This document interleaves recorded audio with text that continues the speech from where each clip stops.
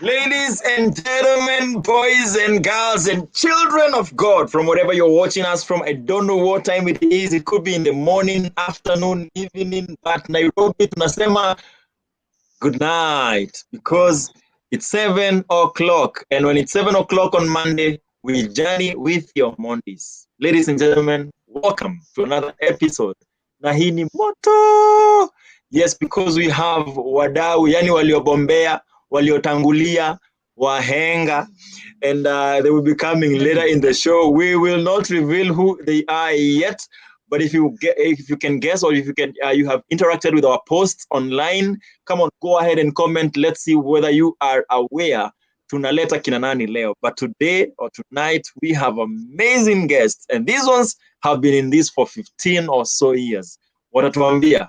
But in the meantime, let's catch up with the Omondis. Buda, mko miaka ngapi sai? As in, since you were born? No, since you since tangu ujitie kitanzi. Yeah?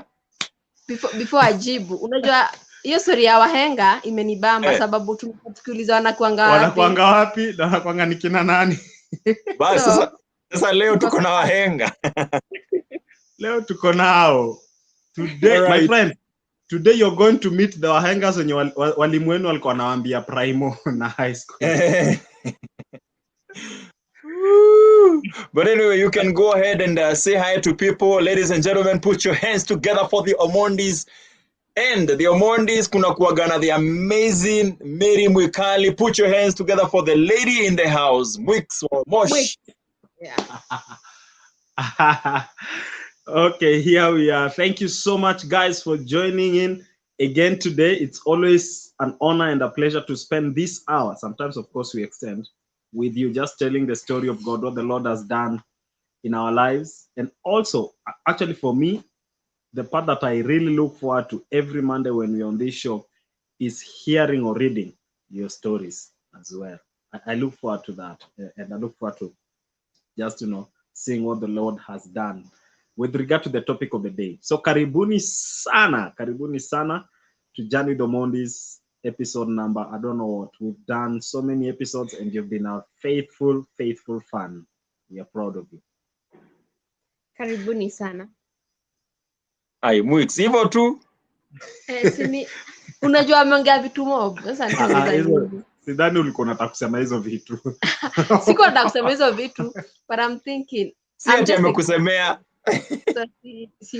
Sijasema amenisemea. Nimesema karibuni. Si at least nimesema hiyo. All right.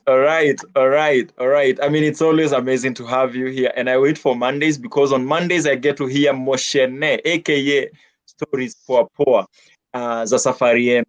And one of the things I want to really echo or big up is the group of people that have been, commenting and supporting us in that way in the last couple of weeks. Laura, big up yourself, and wase wote wa Friends Church. Inaitwaje? Yes, Friends Church International. Friends Church International. Unajua naweza sema Friends Church Kenya.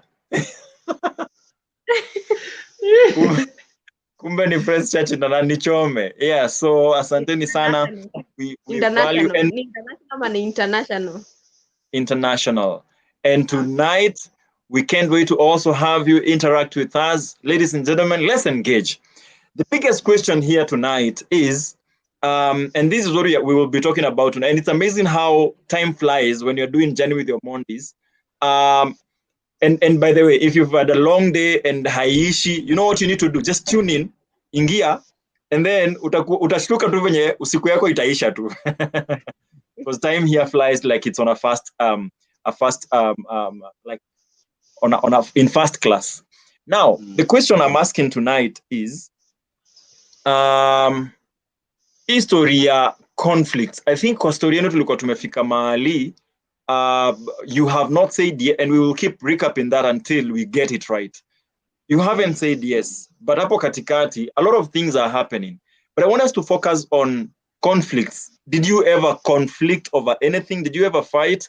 And I think by what we shared last week, breaks and breakups, ni last week tulikuwa tunaongea breaks and breakups. Na hiyo wiki ingine and now that you went through a breakup, that must been a very conflicting season of your life. How did you handle that, and have you forgiven Mwix?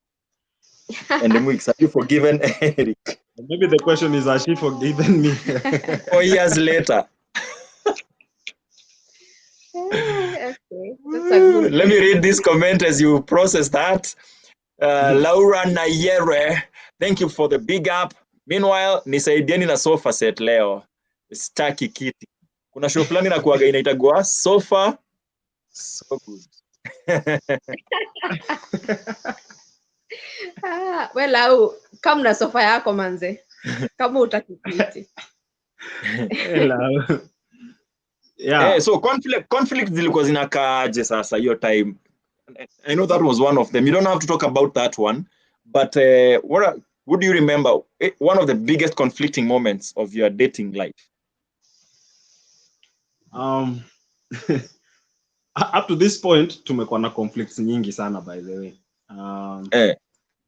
Na zinakam in different forms. Actually, hata tumekuwa na conflict of some sort. It wasn't that serious, but we've had some minor conflict just before this show, like 30 minutes before the show. So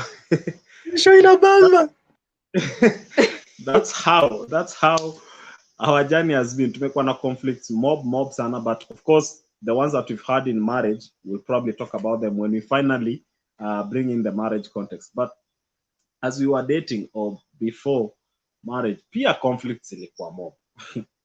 Na zilikuwa caused by a number of things. Kulikuwa zingine zilikuwa tu ni issues za personality. Personality was a major one for us. When we were talking about a breakup, of course there was an issue of values. I think that is what stood out, because like I said already, I don't want to repeat that. I extended the boundaries, and it's because values, her values were being compromised. Okay, so that was one, caused a conflict. But then still there was an issue of boundaries. Our biggest conflict. I wish Pastor Luma was watching the show today because he was a part of it. This was a big conflict. He helped us resolve that conflict. Was it him? I don't know, but I think he was. Okay, he helped us resolve many conflicts. Conflicts, yeah. He was a constant feature during our dating life. Yeah. So the conflict here was about boundaries still, but now not between the two of us. It was about the boundaries between now me and other ladies. Okay. And by then I came to get this later. I think 2 years or 3 years in marriage is when I finally got to hear my wife, because at that point, nilikuwa nafikiria utasema this morning. Way later. You see, I had female friends, okay, and we would interact in different ways, but apparently kuna wale wenye walikuanga na, okay, according to my wife's words, then she was my girlfriend, my fiance, walikuwa na nia, okay, they had intentions. I don't know, there is something about ladies being able to read between the lines. Mimi niko tu, I mean, I have no intentions of, dating this lady. I know that I am committed to this lady. So while we are having conversations, I think finally, and it's a lady that we got connected in some way. We could chat a lot. No intentions of dating or no intentions of even asking each other out. But I think where my fiance was, and if she got those conversations, and this is becoming unsafe. Okay, it was becoming unsafe, and of course now she raised an alarm for that. And where I was thinking, okay, what is the issue at the first place? Okay, I don't see an issue here. Issue ni, are you afraid that I could be, committing to someone else?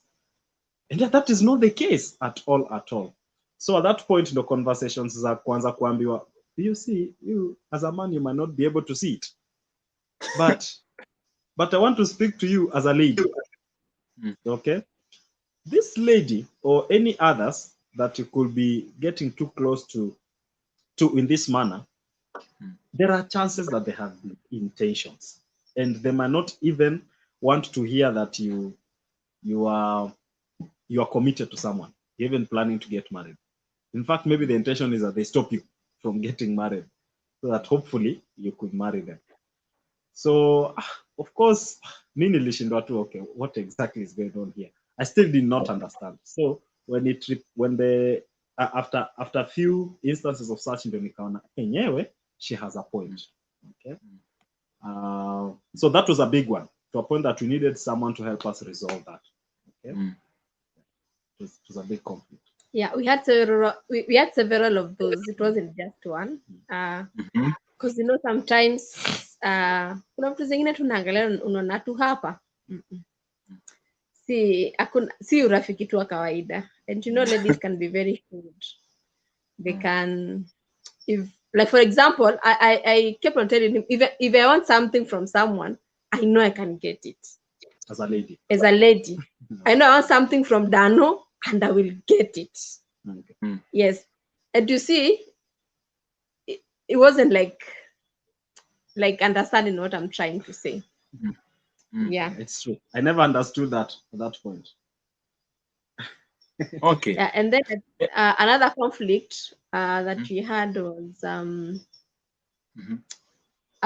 if he's bothered by something, he just goes quiet for days. So nashanga, okay, nilifanya nimefanya uniambie. Nimefanya nini? You know, watu hujui kama umekosea mtu ama ni nini, mtu ashanyamaza. But the fact that amenyamaza, and they're not talking to you. But the fact that amenyamaza, wewe juu umemkosea?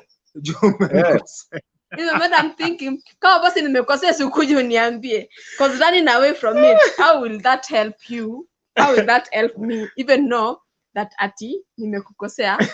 Mimi nimekosea na umenyamaza. I think that was a major issue. Yeah, it was a major issue. It was. Kuna kwingine unaona saa hizo amenyamaza hivyo, ana behave in a way yenye ina communicate to me ni kama nataka nikupunish, umefanya kitu and I'm going to punish you. Unajua, that's how I used to feel like. So instead of punishing me, you just tell me what it is, as in nimefanya nini. Najaribu kuangalia sioni kitu nimefanya. What have I even done that we just go quiet like that? All right. And one of the things that I'm also learning is that conflicts, I think zinaweza tokea anywhere. Anything kwa hiyo nyumba ama kwa relationship yenu ni a potential conflict trigger. Yes. Unamezaje mate? Una sound ni kama uko na story hapo brother. Story. I have not been here long, but I know. No, mtu anafanya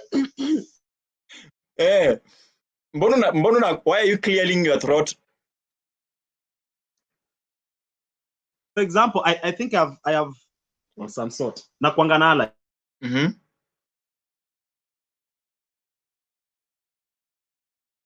Eric, am I with you? Are you with me? Are we with each other? Sometimes we can stabilize, but we pray that it will stabilize in Jesus' name. So nilikuwa nasema sometimes wanasikia kujikuna kwako. Okay? So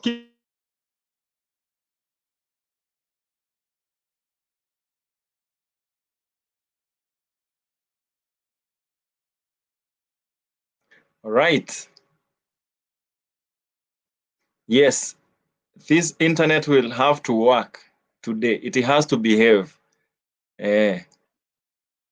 But yes. Nikisikia kujikuna, of course, all right. Yes, keep talking to us. Let us know what you're thinking about this whole conflict issue. Have you ever found yourself in a place? Poleni sana kwa internet. Poleni sana kwa internet shenanigans. Anyway, but we pray that it will stabilize. Yes. So, yes, Sijui kama ushasikia mtu akifanya kitu kama huyo mtu, by the way, usimchukie, anajikuna, anawashwa kooni. Anasikia kuingiza ile kitu ya kuosha birika.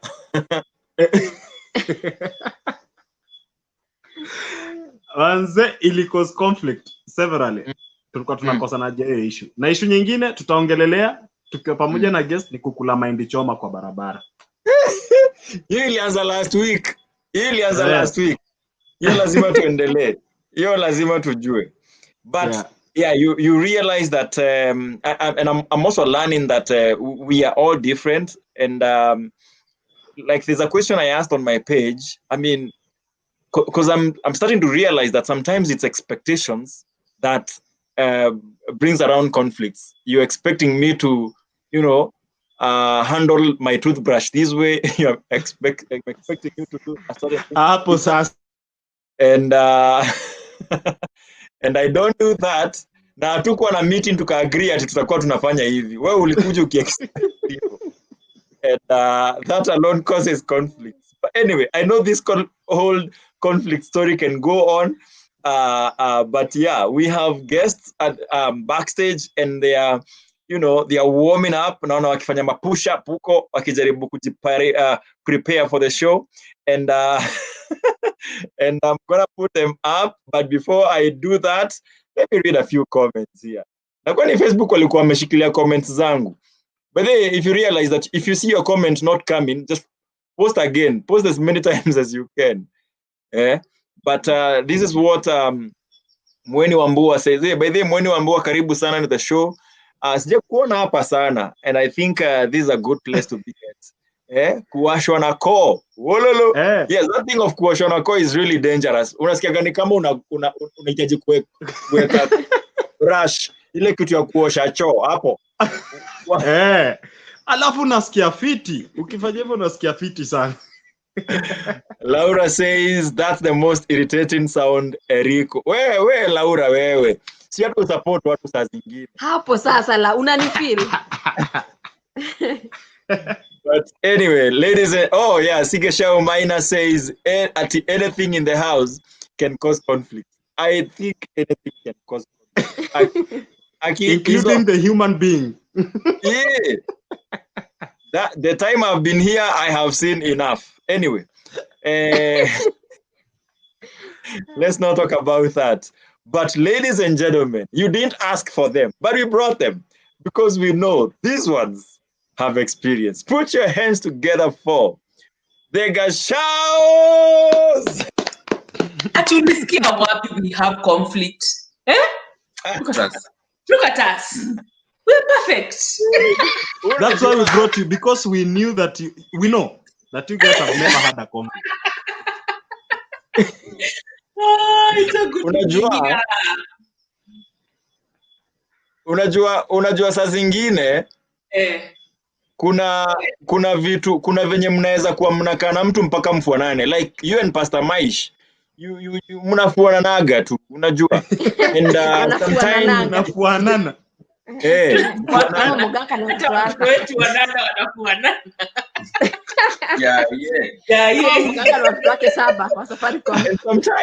sometimes it's easy to feel like you are just fine. You've never tasted conflicts. You've always forgiven each other and stuff like that. We will talk about it in a bit. But welcome to the show. This is the show that sees people transition from work into home clothes in just 60 minutes. And as they do that, they get to interact with us here. And yes, this is Journey with your Omondis, and thank you very much. Ladies and gentlemen, we have the Gacaus, Pastor Maish and Pastor Nzisa Gacau. And together they have 3 amazing daughters. I know them very well. And yes, they are really amazing. And we are glad that you made it to the show tonight. Karibuni sana. We will want to hear your story. We are here for Moshene, you know. We've cut the mark. You made it. You made it. To me, mom text. Mama, I made it.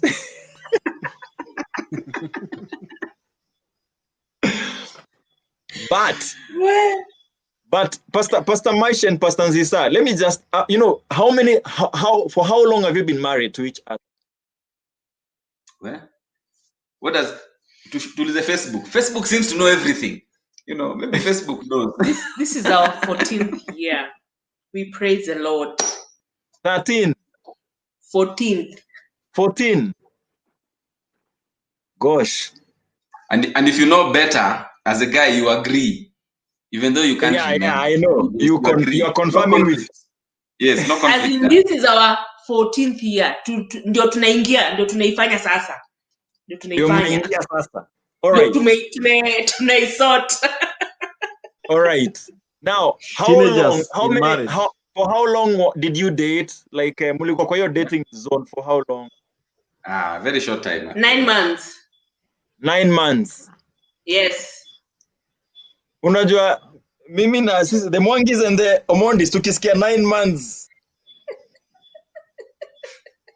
Anyway, no, we actually dated 8 months. Yes. I mean, why waste time? Dano ndo medate miaka moja. Inasaidia sisi hatuna conflict. Inasaidia lakini mnapiga kwa conflict bado. Hiyo kudate miezi 8. Hiyo ndio inafanya sasa ona sasa venye mna fight. Sisi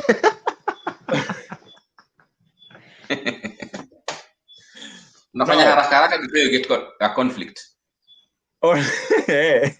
Now I wanted to ask, I just want to know how well do you know each other, and I have a few questions here. So let me ask Pastor Maish, if this country was to close down, wakifanya renovations, President asimame atuambie we are painting, so guys you need to move. Which country will Pastor Nzisa pick? Kuhamia.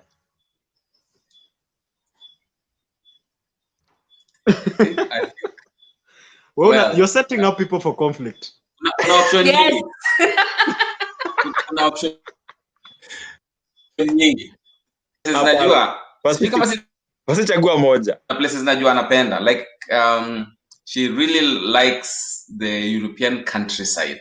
So any country like the Alps, the Swiss Alps, those kinds of places. In fact, let me just say the Swiss Alps would be a top pick. All right. Yes. Confirm. Pastor Nzisa, confirm. Bwana amesema. Usibambe mse. Unaogopa conflict basi. I actually thought you would pick something like Australia and New Zealand. We seem to like that end of the world. That is but he asked where you would pick. Yes. Where?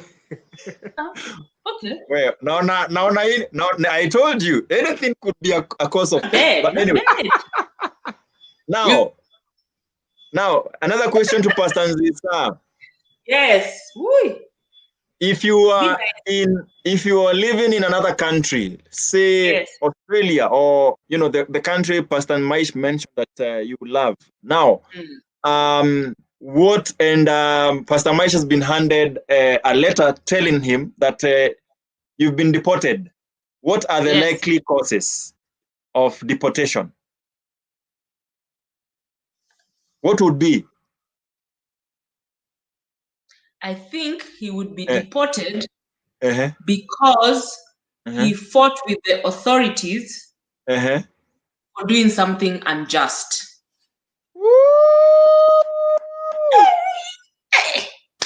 All right.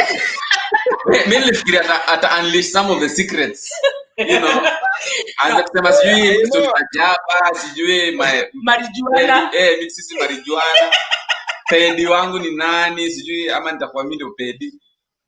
Unanijua vizuri. Yes, I can see Maish fighting that one. Anyway, guys, that's all for tonight. Now let's get into the stories. Now, how was your dating life? And did you fight in there? And what was the main causes of that? Pastor Nzisa, you can go first. Well, I think like we said, our dating was 9 months. We had been friends for a long time. So in fact, one of the conflicts, our first conflict was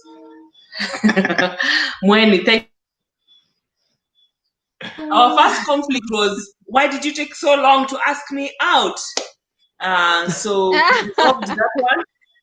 Yeah, we had a conflict before we started dating. Yes, Can you imagine? we did. Nimekuwa tu hapa haunioni. Hapa unanipita hapa hivi. Unaniletea tu wengine kwa tumasho. Unanizunguka hapa ukipita. So that was our first conflict. We had a conflict. Well, not really a conflict. A conflict. Standards of living. I think when maybe you can guess. Maybe you should try and guess. Hizo standards zilikuwaje? Zilikuwa. No, me, I was just I guess. Hapana, wewe wacha niongee. Hii time yangu. Hizi standards. Hizi standards, ngoja pasanzi sana. Hizi standards ni zile zenye kuna msee mwenye anaweza kula mkate hivyo bila blue band. Lakini kuna mwenye anasema mkate utakulaje hivyo? Lazima ikuwe na jam. So blue band. One of us. Si blue band, margarine. So nataka watu waandike margarine. Very much. Butter. Yeah. So nataka watu waandike nani hapo alikuwa wa standard hizo za kiradhi. But anyway, all right. Go on. Watu guess. Ndio nasema hapo. Kuna wengine wanajifanya ati they think Zisa is a better half of the two of us. Hebu pia They should know that Zisa was actually very surprised. No, so I think that took a while to resolve. We are still resolving it. It was not a make or break conflict. I think the other conflict for us was actually in rules of engagement. I was the kind of person who, when I'm unhappy, I would withdraw. I would not talk. I would just go home. And Maish kept telling me, unajua siku moja utaenda home kwa mama yako, tutaenda tu home na wewe. Imagine, that's what he would tell me. Wewe kasirika uende home kwa mama yako. Siku moja tutaenda home na wewe. We will see what you will do on that day. So I think for us, the conflict was just learning to fight, not to hide things, not to let things pile up. So I think that was our main issue. Yeah. All right. Pastor Maish, ebu ongezea kitu hapo. What do you remember dating like 15 years ago?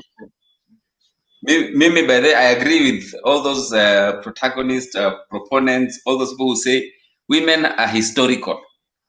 Because mimi sikumbuki ni conflict. Uongo mbaya. Sikumbuki. It was all rosy, it was nice. Nilirusha darts, niliingia box. The rest is neither here nor there, you know. But the things that she's mentioning, nakumbuka kitu kama hiyo. Nakumbuka tukiona challenges kama hizo, lakini hazikuwa ati major sana. I don't think of them that way.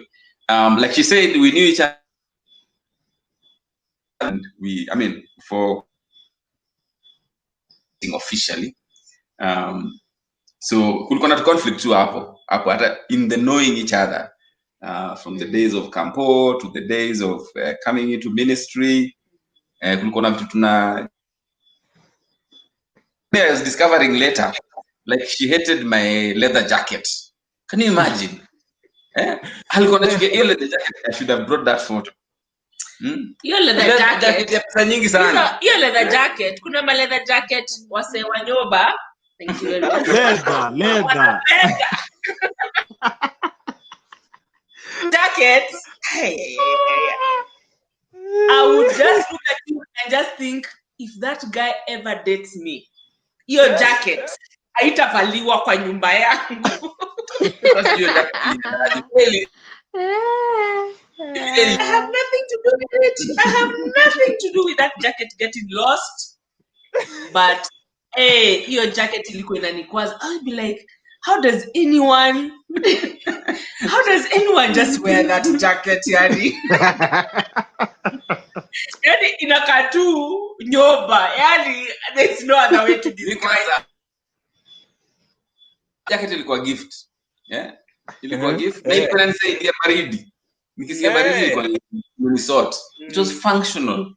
I don't know what the issue is with that leather jacket. Kuna jacket zinasikiza mood ya mtu. Ukisikia baridi inakuwa warm. Kama kuna jua unaweza amua hausikii baridi na bado uko nayo. So kuna jua lakini ushinde tu nayo hausikii baridi. Hausikii joto. I mean, so kuna jacket zinashindaga tu kwa mwili. Yeah. Inasaidia wakati wa baridi na wakati wa jua. But anyway, it's 30 minutes since the show went live.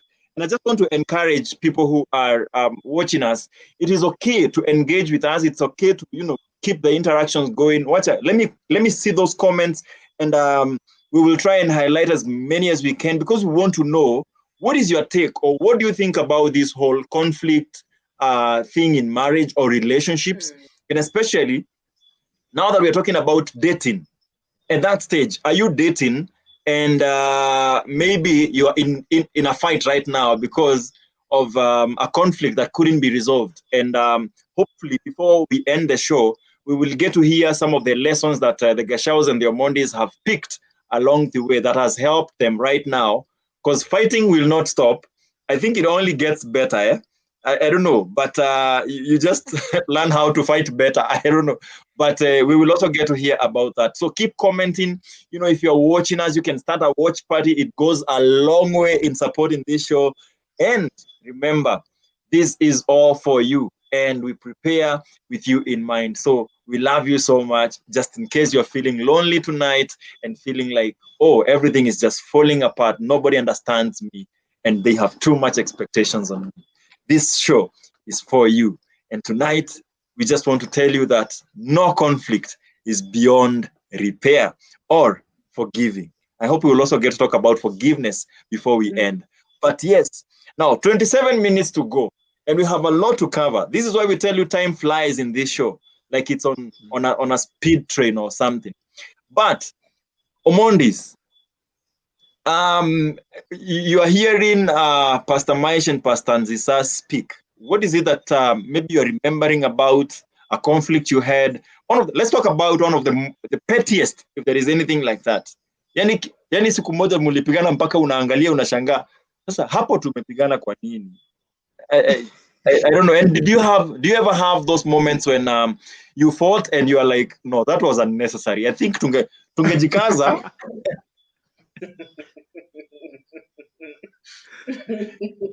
Talking of nguo nye Pastor anapenda, hata mimi I came to realize that kuna nguo zenye hazikuwa zinapendwa na sikuwa naambiwa. Na mbona hii jacket sijui I didn't know, but apparently I came to realize to be told that spend is in nguo and all that. Yes. Any conflict? I didn't fight about that. I just made my point. Na sikukataa nazo anyway. Anyway, kuna vitu peti, kuna vitu kama ziko kadhaa. Toothpaste. Hiyo nakumbuka kuna day mpaka nimezusha kama sasa wewe huwezi tumia tu toothpaste vizuri. Vizuri ni aje? Akakuuliza vizuri ni aje? Vizuri ni aje? Sidi kuosha hapo. Acheni niwalete toothpaste niwaonyeshe. Vizuri ni aje sasa? Sawa. Let me show you. Toothpaste. Unafaa uisukume kuanzia mwisho from the tail. Pole. It's obvious. Pole. Alafu ndio ifanye nini? Ikiisha inaisha tu vizuri. Rangi ya viatu zile itaishi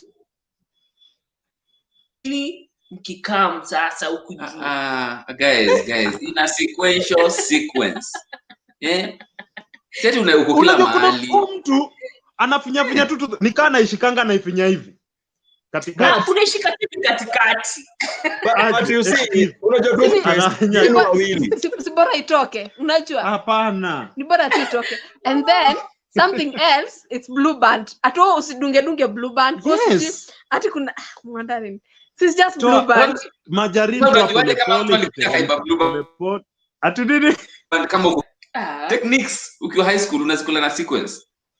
Mtu akiingilia mali ya kufai unajua mtu alikuwa hapa. Yeah. Exactly. At least you get the point. Pole. Ukiteremka mpaka vile utafika chini. Ile kitu inaleta conflict ni kutoa socks, unacha moja hapo, unacha ingine wapi, watu wanakufuatanga tu. History ya socks. Watu wanakufuatanga tu ukiingia kwa socks was nene happy. Socks zikienda kufuliwa hivi zikirudi. Hazirudi in pairs.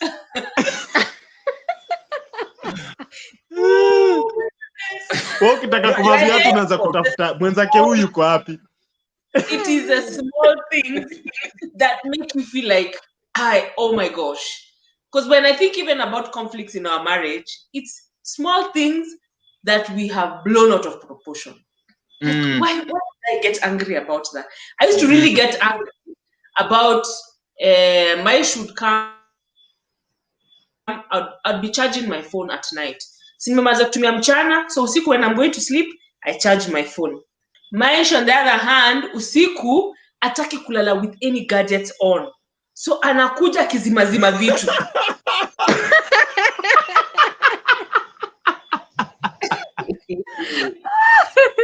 So I told you, Maish, I am charging my phone.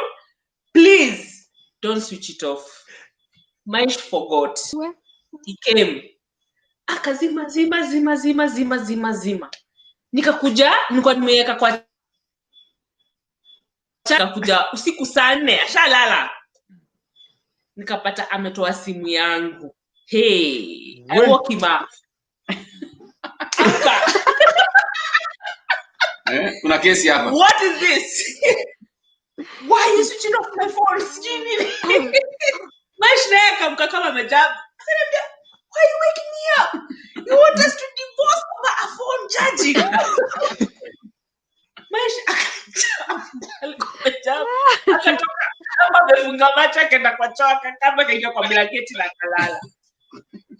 The following morning we were not talking to each other. We were just passing each other. It's a little thing. We can laugh about it. Hi. Hello. It's the little things. I agree. So how can we? Yes. How do we go around that? Of course, I have so many questions, but I want to ensure that at least I get the most from your stories as much as I can. So how do you? So first, I think you've highlighted something very key, that it's the small things, and I agree that sometimes toothpaste. I mean, growing up, we never thought that toothpaste could actually be a source of conflict. Sometimes it's programs we watch. Unajua? Exactly. Kipindi yako ikifika, unaanzaga kupata shughuli. Kipindi yangu ikifika, unaanzaga kupata shughuli, lakini yako unataka tu watch na wewe. Aya, something else could be, sipendi vile unaanikaga nguo. Unaona? I mean, it could be anything, and I agree, most of the times the small things. So how do we work around that? And how do we overcome that? How do we win? Because I think they will always be there. As you grow older, you have little things coming up all the time. So how do you win? How do you win without making the other person feel amefinyiliwa? And we'll also come to that ya kufeel kufinyiliwa. And yeah, but how do you win? I don't know. Are there some of yeah. Talking about this in the context of dating, because I think once we went into premarital, we were a little better equipped. But when you are dating, imagine too, it is fairy tale kind of a scenario. You know, you put your best foot forward. Meet out, you know, everybody wants to put their best out there. It's very cosmetic. Yeah. Yet the truth is, even if you are not dating, kuna conflict. You know? Yeah. Hata ukiwa peke yako, kuna conflict. So I think the first thing about dealing with conflict is acknowledging that conflict is inevitable. Yeah. Ukisha acknowledge you, like me, when I thought about conflict that way and I learned that, a lot of the troubles about conflict started to fade away. Because before that, I was thinking there's something wrong with me if I'm in conflict. There's something wrong with somebody if they're in conflict with me or something like that, you know. But when I learned that conflict is inevitable, as long as we are human, we will have conflict. Already, a big chunk of addressing conflict is dealt with at that point, you know. So kama wewe uko na demu wako, you know, expect tutakuwa na conflict. Ndio ikikam, you know, are we surprised? Then also when you know something is inevitable, then you prepare for it. You know, you invest in it. You work towards, you know, doing something about it, you know, which is now one of the things we were not very good at it when we were dating, but it's one of the things that we benefited from our mentors and from the classes of counseling we went to. Even when we were married, it is a thing that you're constantly working, and it is growing in conflict management and resolution, you know. And there are tips about that that we can talk about, you know. And one of the golden tips about conflict management is recognizing that the person that you're in conflict with is not your enemy. There is an issue, you know, and mkiweza kutoa hiyo issue mweke hapo kwa meza, alafu mkae on the same side, useme let's deal with this issue, inaweza kuwa poa sana, you know. So that was a golden nugget for me, kujua kuwa me and my wife, we are not at opposing sides. We can actually come out with a win-win. Ukisha learn hivyo, mnachukua hiyo issue mnaekelea juu ya meza, sema so let's deal with this. Yeah. Of course, it's not as simple as that. Yeah. All right. So, single people here dating, and then they get into a conflict. Did you have people around you that you opened up to, or how did you fight alone? Did you ever break up? How was that? Well, we fought when we had conflict, not as big as we had when we were married, but we never broke up when we were dating. We knew we were getting in, we were dating for marriage, so we were not turning back. However, conflict in marriage can be big, and you can feel like we had made a commitment that for us there are things that when we are in the middle of a fight, there are things that are inadmissible. We didn't do very well on that front, but we found ways. We sought help. We're like, we need skills to do this. So just talking to people who've worked before us and just seeking help, and we got help, and we thank God able to get help with conflict resolution. So it's a journey, and what I have learned, especially as someone who is, if you're the kind of person who tends to withdraw when you have a conflict, I think for me it's learning to, even the small things, not to keep them, but then not to also blow them out of proportion, but finding ways to keep the account without conflict, so that there's communication. Because when we are not communicating, other things take that space. If we are not talking to each other, the way I am walking through the house, anajisikia siku hizi anatembea na maringo, simply because we are not talking. If we are not talking, I will serve food, atakula. Okay, siku hizi hivyo ndo nakula. Simply because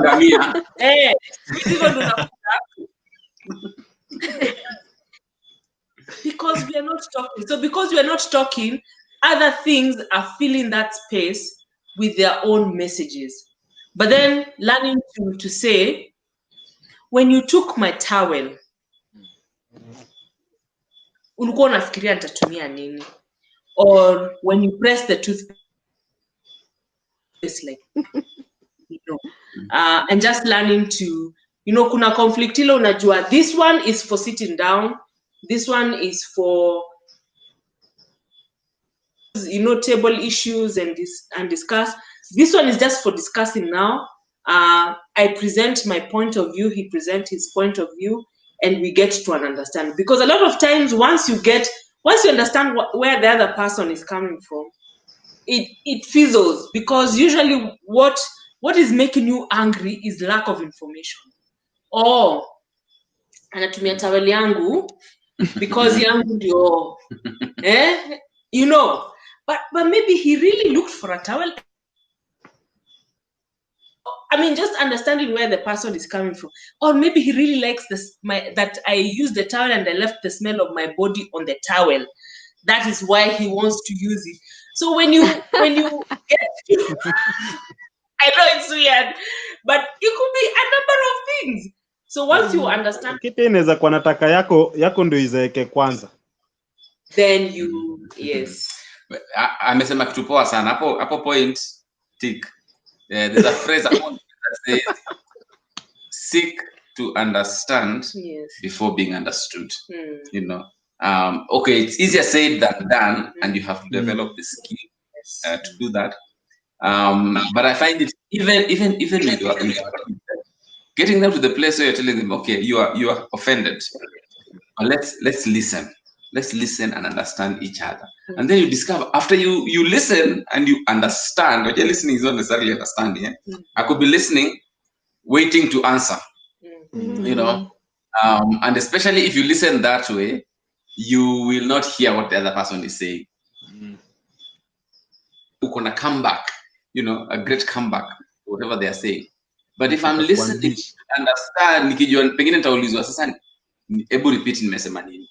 You know, I leave that place with a bit more clarity as to what the issues are. Hata kama bado kutakuwa na conflict, nitakuwa naelewa ni kwa nini.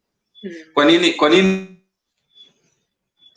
anakatisika sana na hiyo story ya toothpaste, you know, ni kumuelewa, you know. Kwa nini Mary doesn't care about whether the toothpaste inafinywa mbele, nyuma, east, west, north, south, you know. When we understand, like, so many things now are non-issues because I have been able to understand, you know, over the years, and time has given us that benefit. But after all, mkidetu mnafanya nini? Hiyo mmekaa chini mkikula hizo sweet nothings. Can they be things of understanding each other? You know, stuff like that. Yeah. Knowing very well that you might never fully understand somebody, so this is content that will never end. So wale watu wanaona dates boring, mmenyamaza tu ujuta mtaongea nini. I think that's content. That's just try to understand the other person, and I think hizo ni stories haziisha. Kwanza people want to be understood. So if you just ask the other person questions that will help you understand them, and give them an opportunity to, you know, explain or say how, you know, this works around me, it gives them an opportunity, or it gives you an opportunity to get to understand them better. And being understood and heard is a deep longing, by the way, that everybody has. Ukienda tu mahali uambie tu msee, hebu niambie. I'm just here to hear you and to understand. Bring a place in that relationship that you've never been to before. Yeah. Now, when I don't know how many people are here, but when I was dating, there's a time me and my fiance then we decided, ukisikia nikisema mali unasikia nikisema we decided ni yeye, sawa, but nasema hivyo because I need peace, I need to sleep here. So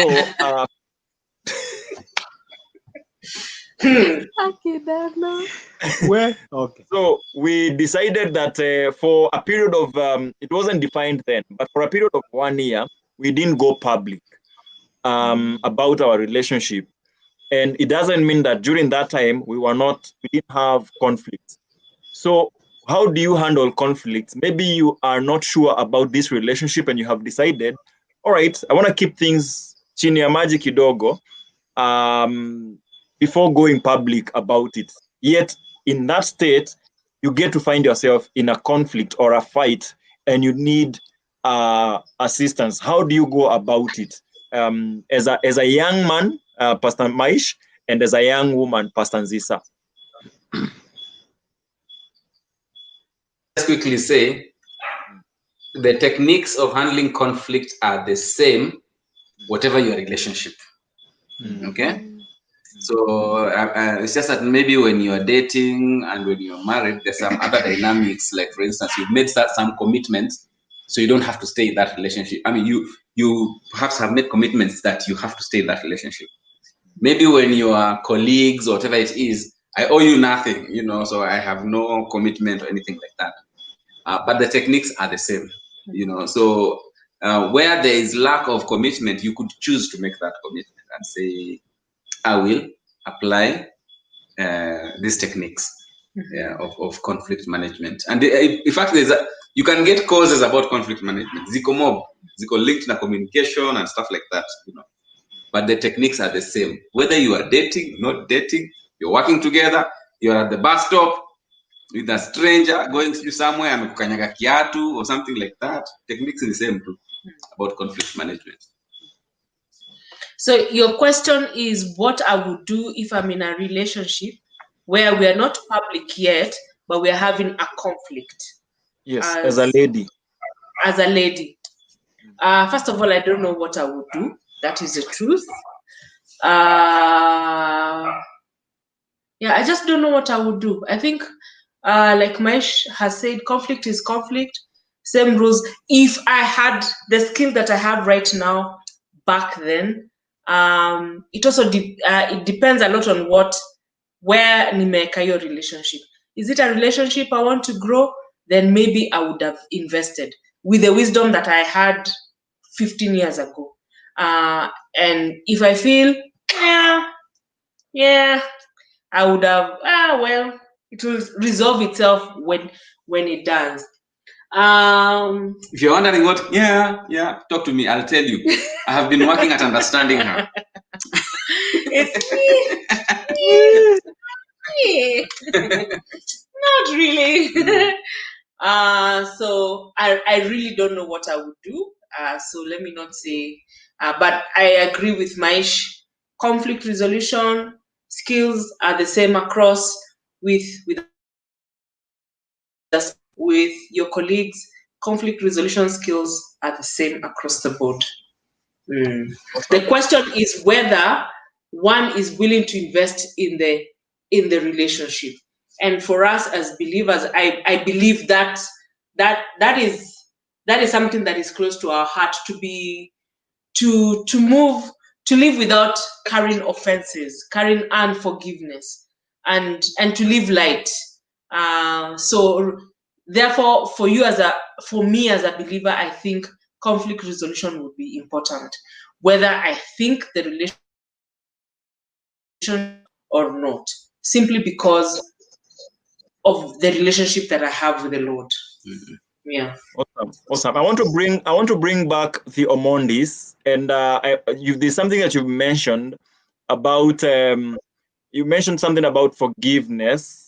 What was it? But I want to bring them up, and guys, I just want to ask: is there a time that you went through a season or a time during your dating season, and you struggled, forgiving this other person, and felt like there's no need. I mean, tanisaidiaje ama I don't know. Did you struggle forgiving and or being feeling forgiven? Let me answer that because for a very long time hiyo story yenye mmesikia Mwix akisema ya kunyamaza. I was doing that. Why? Because I was struggling to forgive. Now, this is what I used to do. If something happens, if she does something, and of course it's a conflict, and of course she's asking for forgiveness. We've talked about it, or I've probably raised it up. Now may own up. I would still go into a trail of analyzing, okay, the scenario, and I would ask myself many questions. And of course, the question I would ask myself over and over again is, how could she?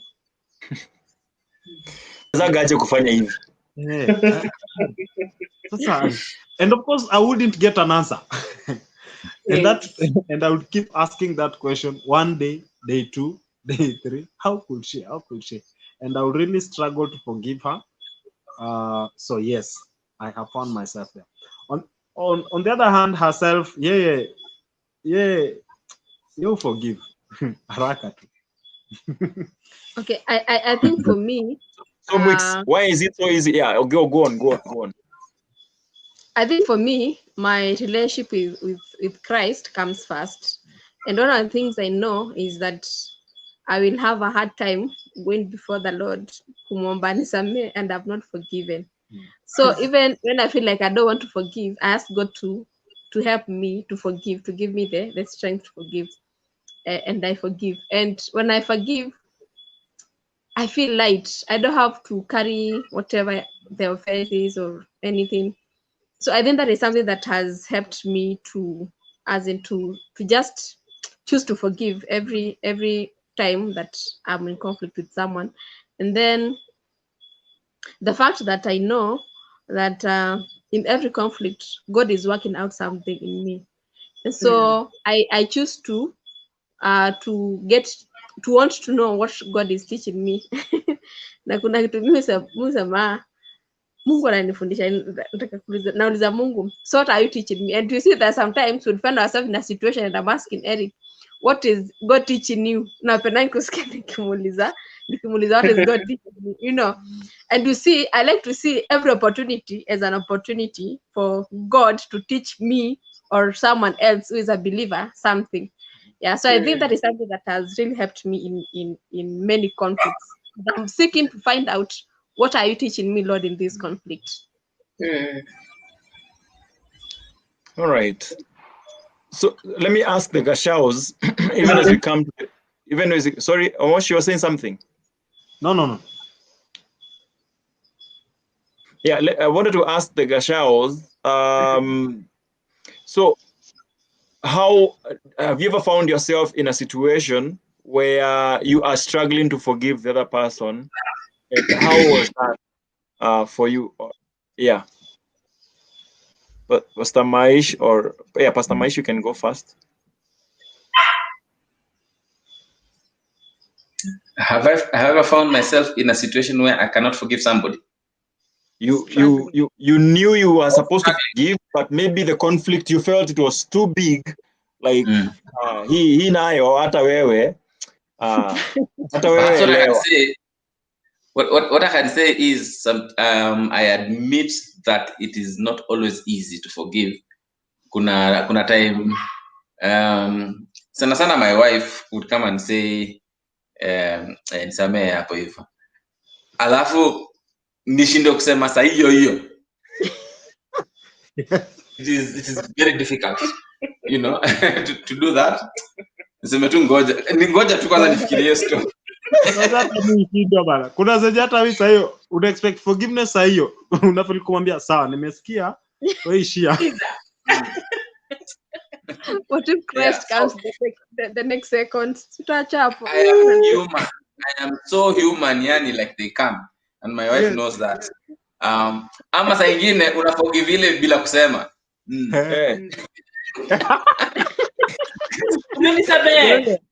Unaacha tu naisha, acha tu iishe.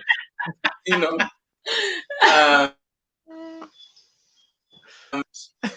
Yet, that maybe in fact part of the challenge is how forgiveness is deflating. Maybe I just want to wallow in that conflict. Just want to be there, need vengeance. I make you. Maybe sasa mimi niko in control. I feel punished. You know. So okay.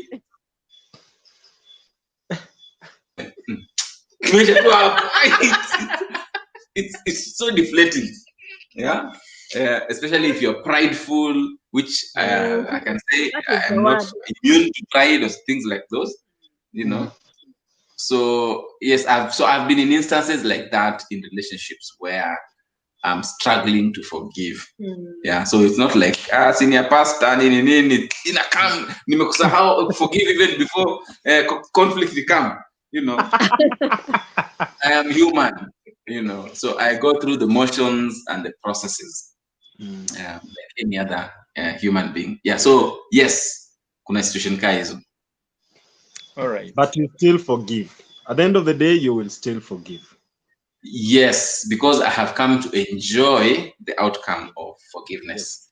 You know, over time, I realize there are a lot of wars that would have if there was just simple forgiveness. Yeah. Yeah. And part of it is not to be trivializing forgiveness. Feels like I'm sorry. See, I'm sorry. You know, it's there's something deeper in it. Yeah. All right. Pastor Nzisa, you know, Juicy, we had a conversation where there are different types of apologies. Kuna ile ya sorry basi. Na kuna ile ya inakaa ni kama ni genuine but si genuine, ile ya haki I'm sorry. Haki I'm sorry. Anyway, let's not go there. But what's your take? What's your take on have you ever found yourself in a situation like that? Yes. And I want to especially talk about as ministers. We know that as ministers, having conflict can be a barrier to ministry, and therefore for us it's been a steep learning curve to forgive. I don't always forgive when I should. Sometimes I carry it longer than I should. But that's it. I just need to forgive. Something I am learning in these recent times is that offense, when offense has been created in your life, it becomes a bait for Satan to lure you into his net of bitterness. That has been so profound for me in these last days, and just feeling that I do not want to be baited by Satan. So every time I carry offense, and therefore it's a learning process. Every time I am carrying that offense like that, ninaingia kwa hiyo trap ya Satan ya kubeba machungu, as if I have not been forgiven. Because Ephesians and Colossians tell us, forgive as Christ forgave you. So indeed, I have not done well, and I am learning. Sometimes I've carried conflict. I can remember conflict year one. I can tell you all of them. But the Lord is helping us to resolve them. The Lord is helping us to resolve them. Unfortunately, for so long, we have missed out on very critical things. We have lost opportunities. We have lost bonding time that we cannot get back. And that is what is regrettable about carrying conflict for a long time. Yes. There's I remember a sermon by Pastor Kathleen Remember? Yes. It was called the Malenge factor. And about conflict. And kama kina Omondis sasa hapo, imagine hapo kwenye mkipanda malenge pali fruit itatokea, you can't tell, inaweza tokea huko kwa jirani, you know. So that's how conflict is. You bury seeds, Yes. you know, unresolved conflicts Yes. can show up in the most unusual and likely places. Wow. Yeah. So that's been our lesson in this season about conflict. Awesome.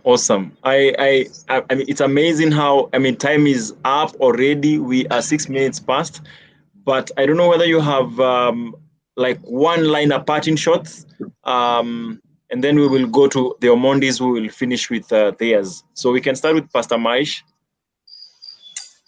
Okay. One line is hard. I can have one long line that is a paragraph, but Go ahead. there is something that we learned from some friends of ours called they're helping us distinguish between issues and events, you know, and just recognizing that in every conflict there is probably more at play than what is visible at that place. So first, to treat each other with grace. You know, you never know what it is that might seem like a small thing, what it triggers in somebody else based on their experiences, and they might not even know that, you know. But you know, unafanya kitu alafu inakuwa kitu kubwa sana. Don't dismiss it, but learn to distinguish between issues and events. The event side of things is easily addressed, and you need to deal with it promptly. Someone an offense,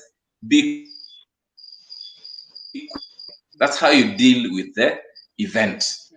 That does not belittle the fact that there is an issue, you know, and you must not immediately address the issue because you need to go deeper. So that was a nugget that maybe at one time we'll talk about it in depth, but recognize that about every conflict. Yeah. All right, Pastor Nzisa. I think for me, my parting shot, I will share what I am learning in this season is determining not to be baited by Satan. Psalm 119, 195 or something like that says, those who love your word, I'll get it. Those who love your word are not easily offended. And you could see it in the life of Jesus. The Pharisees kept saying, you're the son of the devil. You are. That is why you can cast out demons. You're this, you're that, you're that. And Jesus could have taken offense at those and just azibebe ashindwe kufanya kazi yake, that which he was sent to do. When Satan came to Jesus in the wilderness, he told him, you're the son of God, throw yourself, the angels will come and catch you. You know, you can get offended like kwani ananionaje, ananionaje, and just carry that offense. But Jesus constantly said, God's word says, and for me, it's becoming the example for me not to carry offenses. Just realizing if we love God's word, then we will be willing to let go of offenses. Kuzibeba ile we are bitter, we are in pain, we can't move on. And I am not saying hakuna ile conflict inaweza kukosa kukufanya ufanye uwe ufilivo. I mean, conflict can be really painful, but with God's help, we can move beyond it. Jesus moved beyond the offenses we have done against God and died for us. I think if he had carried our offenses, vile sisi tunabeba offenses towards each other, he would not have done that saving work.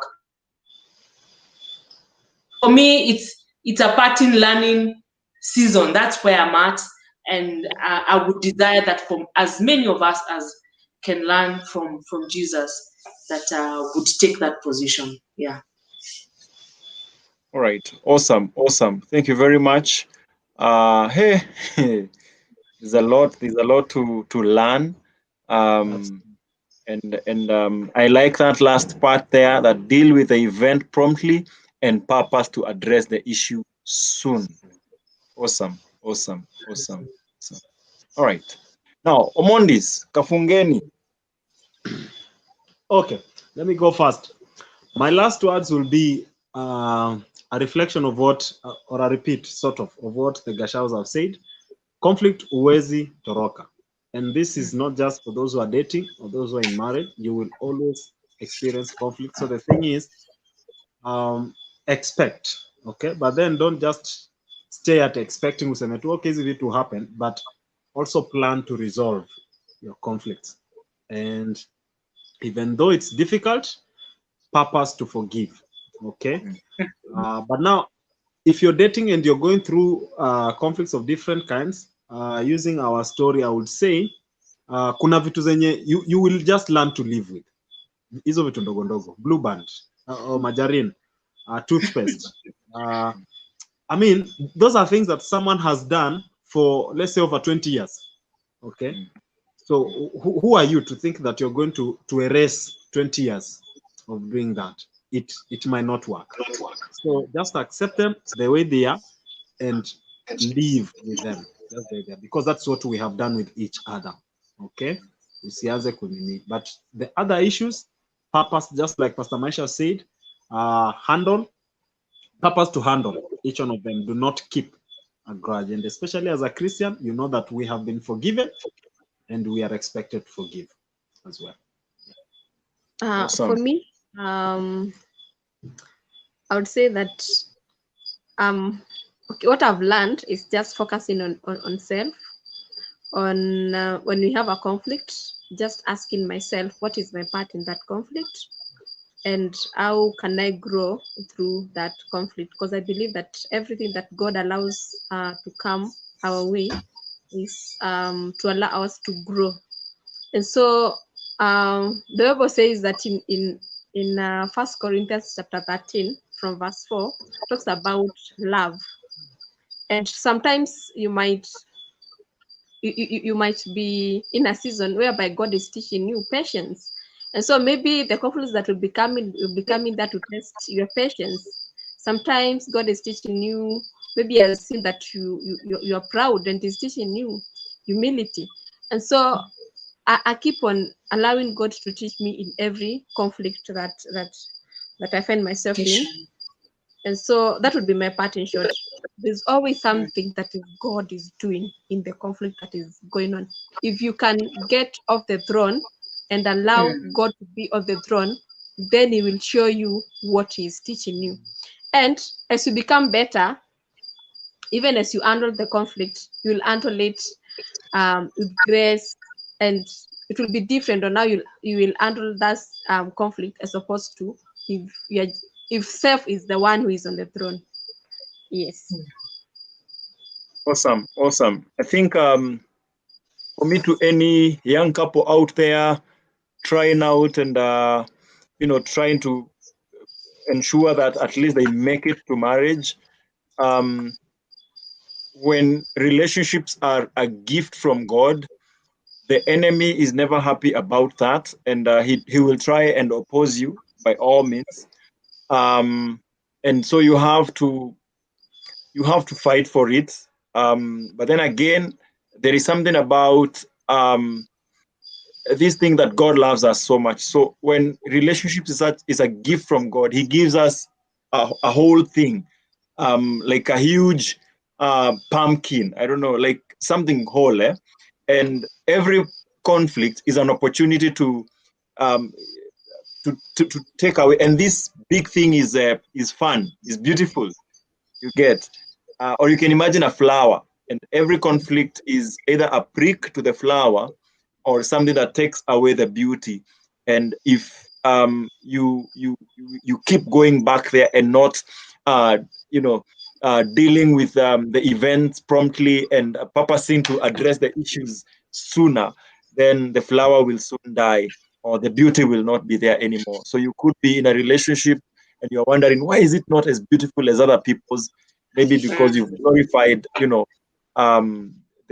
the conflict so much, and you were not willing to maybe deal with the issues in it, the underlying issues, because there's always an underlying issue. I mean, there's so much you can talk about, there's so much you can say about conflicts, forgiveness, and all that.